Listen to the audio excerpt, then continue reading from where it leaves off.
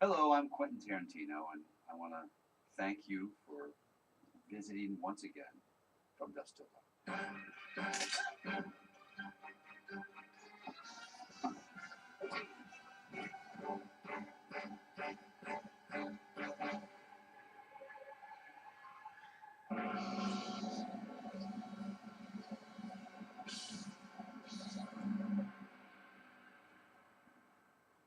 Quentin Tarantino had come to direct an episode of ER, and said, "Hey, I wrote this thing that Robert Rodriguez is going to direct, and do you want to do it?" And I was like, "Yeah, are you kidding?"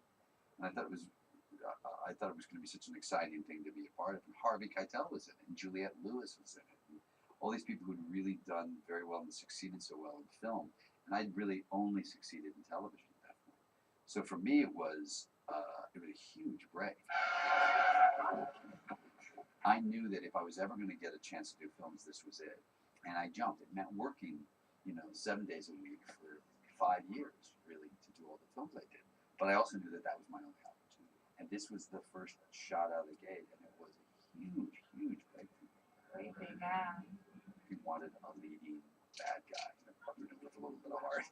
Do you want this little girl to die, or that little girl, or yourself, or your bosom buddy with the badge? Now, I don't want to do it.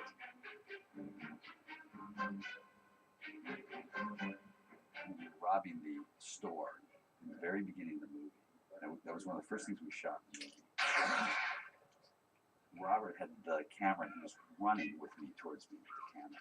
I knew sort of what he was going for, the dynamic he was going for, which is sort of this: you're shooting me from low with your hero shots.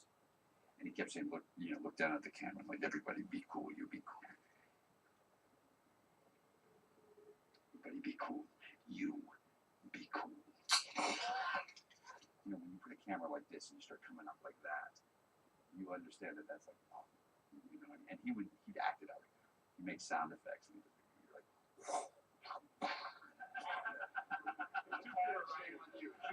shame on me. And I remember the first couple of days working with Robert in the film, and he's like, I think you're like, look at the camera, you're a little angry. I'm like, got it. And I didn't do it. No, but I mean, look at the camera, be a little angry. Yep, got it. And the funny thing, he came over and he goes, every time I tell you to do something, you don't do it. And I was like, you're right. You're absolutely right, because I haven't listened to a director in 10 years. Because you can't, in fairness, as an actor on a TV series, fully listen to a director. You have a different director every week on a television series, right? So you, as the actor, have to be very different than each director comes in thinking this is their own little film, right? So the kid's dying, I think it kind of gets you. And you're like, no, because you can't do it every week. So you teach yourself as an actor to become director-proof. You don't listen to directors. And I learned a lot about listening again, which I'd forgotten from Robert, because he's so good at it.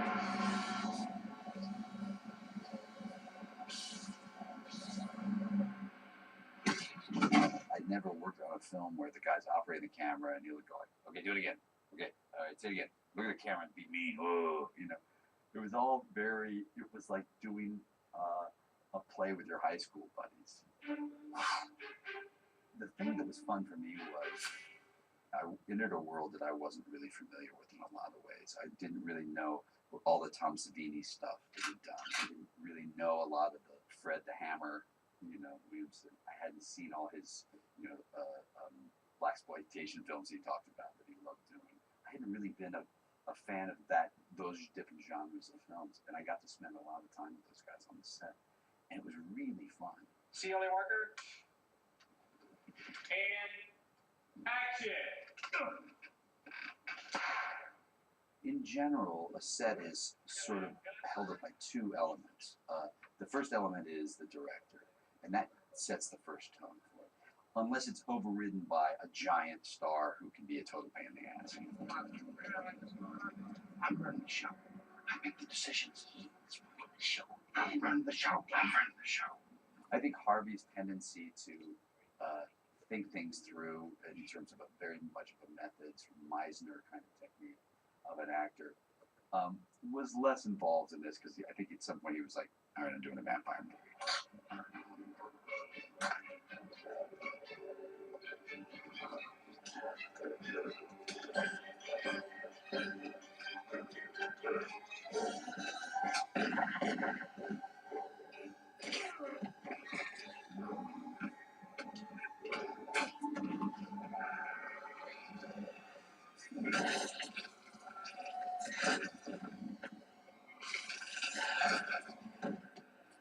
The star of this really was Robert Rodriguez. You know, Quentin wanted to say, okay, whatever you want to do, Robert, he trusted Robert. You know, Robert had his own style and still continues to have his own style of shooting, the way he shoots. And Quentin has a very different style. I've only worked with him on the TV series, but been around him a little bit. Their styles are very different, but their sensibilities are very similar. You know, that's why they did a couple of movies afterwards together, and they continue to work together constantly. Richie, could you do me a favor and eat my pussy for me, please? Sure. Richie, hey. I think it's funny because Quentin wants to be, you know, there is this element of Quentin that wants to be a movie star. And you can see it in it when he acts, because he really thinks it through, you know. And he was very serious about it. It wasn't like, yeah, all right, I'll just act in the movie. He really wanted to do that.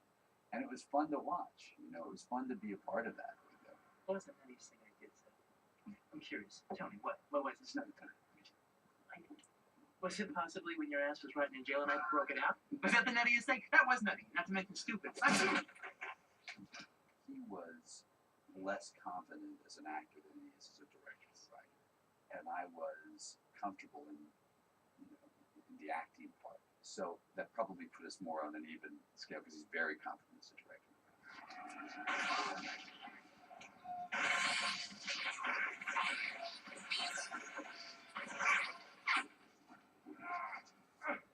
Jay!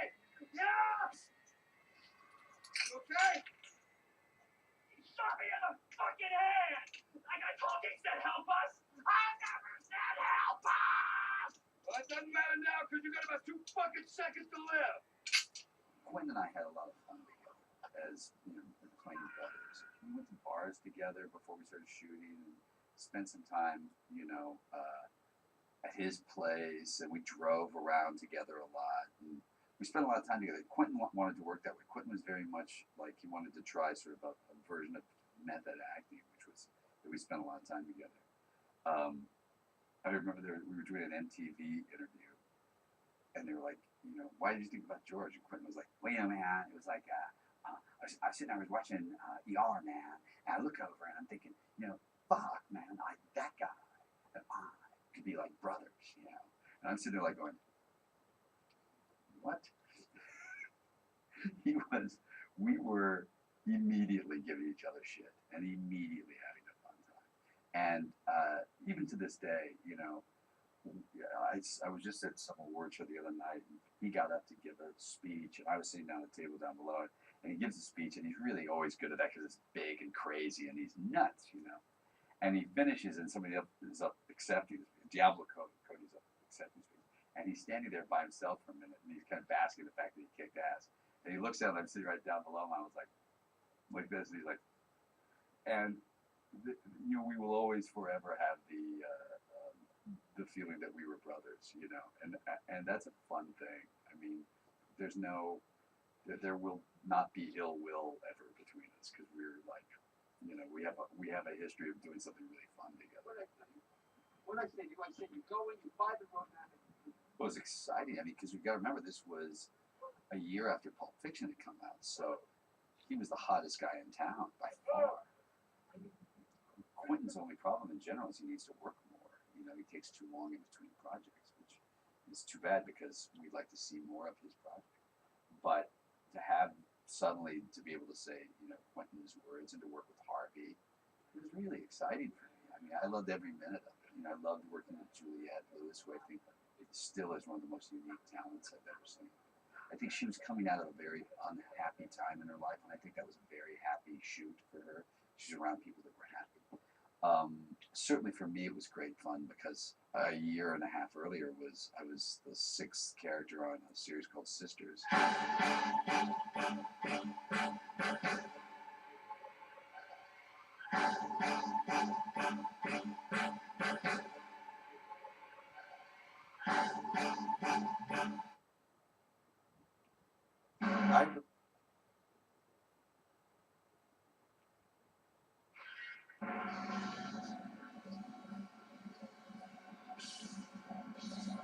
I believe that people do their best work when they feel comfortable and when they're happy and when they're not under some sort of duress. I know there are people, there are directors, there are actors that like to create a lot of drama in there. You know them as well as I do. We have all known them. But the truth of the matter is, I don't see that as being beneficial to a performance or being beneficial to anyone's work. Yelling at a crew member when all they want to do is help you and make the film better. Any kind of stress between actors and those kind of things, I don't find to be helpful at all. I find it to be, the minute that sort of ominous cloud comes in, I think creativity closes down. Robert was the lead.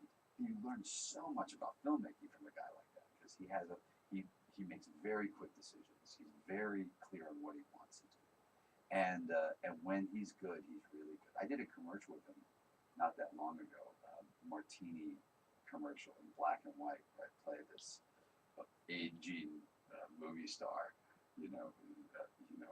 Don Giorgio, and I'm telling you, to this day, it makes me laugh harder than anything I've ever done because he's just like, saying magnifico into the camera. I'm like, magnifico, and it's side-splitting funny. It was all Robert's idea. Come on, sex machine.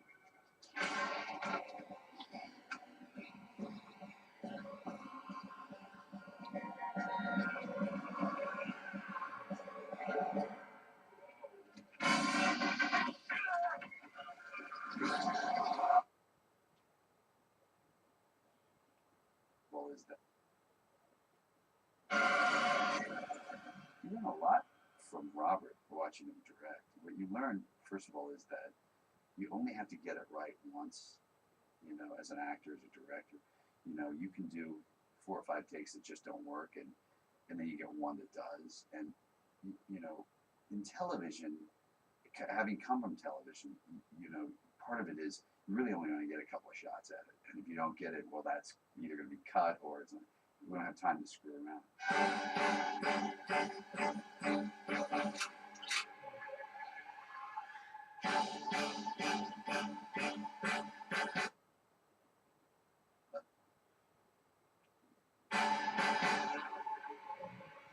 Robert learned to direct film by, he had 2 half-inch cassette decks and would shot everything on videotape, his film, or shot on film and transferred it to video, and then would have the master and then the edit.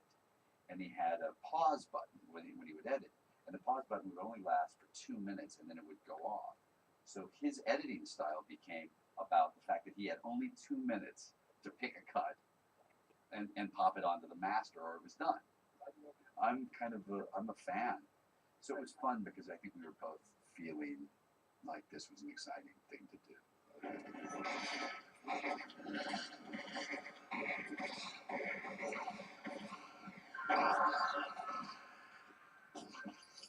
There's one particular moment, the opening scene of the movie after we kill John Hawkes in the opening, and we're walking out, and as we're walking out, the building blows up. What the fuck am I supposed to do, Seth? Now, in days today, all that would be done with CGI. This was all done with explosives in the building. So we do it. We come out. He's walking back with, and we have to get all of our lines right. There's only one shot. There is no redoing this. They blow the building to shreds, and we get it, and we get all our lines right, and do everything right, and it's great. And then something fucked up in the camera. And that was one of the first days of shooting. We had to come back at the end. They rebuilt the whole thing. We had to come back again. And it just felt like something was going to go all the way around. We were putting gel on the back of our heads because the stuff was going to, fireballs were going to come hitting us in the back of the head. You can't fuck up that. You got to keep talking like it's not even blowing up on it. And we're inside this building, and there's a effects guy inside the building. And he's, effects guys always have like 3 fingers, and he's standing there, and there's explosives all around us, and he's standing there, and I go, we're about to shoot, and I go, you should probably get out of here. And he goes, I'm gonna wait a little bit longer. And I go, really? And he goes, yeah, because if something goes wrong, I think it'd be better to be in here blown up with you than outside taking the shit that I would get. Okay. And then he ran out. It said action. We came out, and shit just goes flying. I mean, we're getting hit with cork and all kinds of, and you can't screw up because there is no second take. And Quentin and I were panicked about fucking that up. I mean, truly, it's one of the most, it's the most nervous I think I've ever been in a shot, because it was like, there is no second take. And we got it. And we got through it the last time and got out. And I'm telling you, that there was a lot of drinking going on that night afterwards. It was good fun.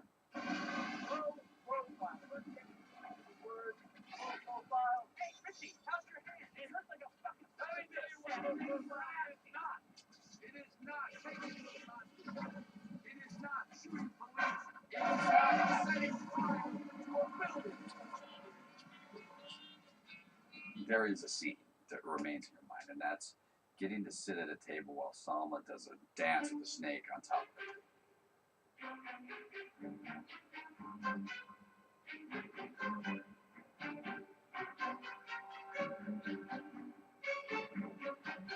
If you think about it, she's one of the great beauties of our industry.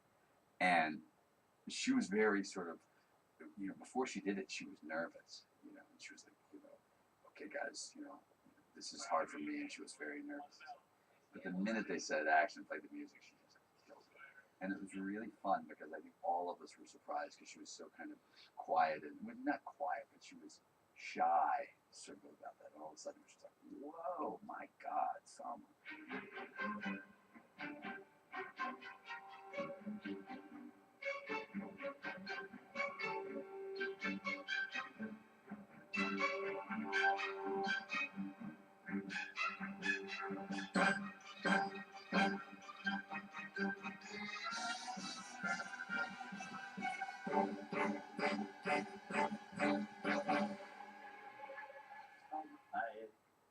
With a snake. Look how many people stole that. Britney Spears stole that move later. Everybody stole that move after Salma.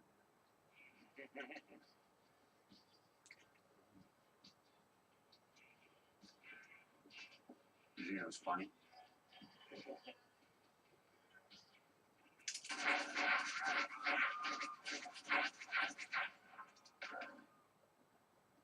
Now the movie, I'd actually like to see it again, because it's two completely different films. The first half is sort of a very Quentin type of film, and the second half is a very different sort of film.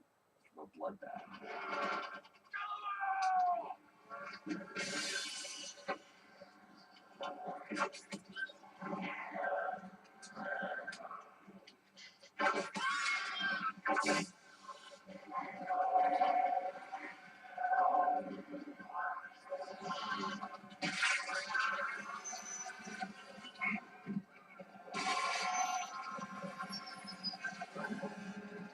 I haven't seen it probably in 15 years or so. I haven't seen it in a long time. I remember at the Oscars, you do the Oscar lunch. This was back in 2006, I think. And 310 Mafia was nominated for Hard Out There for a Pimp. And this guy came over and goes, yo, man. And we were at the lunch. He said, yo, man, check it out. And he goes like this. And he's got this tattoo coming up his neck and all the way down his arm. He's like, Dusk Till Dawn, man. And I'm like, wow. I go, that was one of those things that the day before we started shooting, I'd seen the film Once We're Warriors, which hadn't even come out yet. And I'd seen these tattoos that now everybody has, but then nobody had. And I'm like, great. And I had them spray painted on, and Robert thought it was funny. All of a sudden, people are really getting that tattoo, and I go, mine washes off at the end of the night, Go home, Kate. Maybe a bastard, but I'm not a fucking bastard.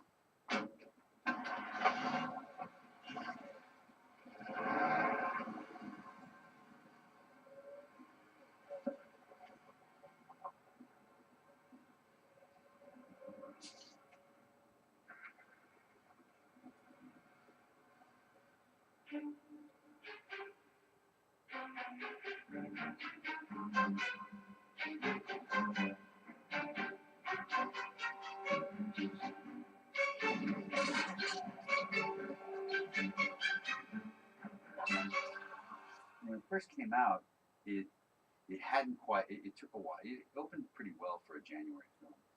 It opened like 10 million, which was a big number for that. I think it actually sort of helped me in a way, because had I done One Fine Day, which was the next film I'd done, or Batman and Robin, which was the film I did after that, or Peacemaker for that matter. Any of those three, that was my first film out of the gate after doing ER, I think my film career would have been in more trouble. But for me, the film succeeded on a lot of different levels. I think the reason it became a cult hit over a period of time, and even then, there's the Quentin kind of cult version of it. There's the horror film groupies, the Tom Savini groupies, all of that kind of gang, and the film sort of had this mystique about it. It had strippers, who all turned into vampires. It had all the stuff that was that was fun about it. People got to discover 5, 7, 8 years later. The effects are they're okay. They're not terrific. They're not terrible. But the story worked all along. Because the first half of the movie is a real movie. If you took out all the vampire stuff in the second half, most of the reviews that were bad were like, I love the first half of the movie. What the hell happened in the second half? But people who liked the movie, like me, that was the secret to it, was that it all went haywire later. And that was the fun of it.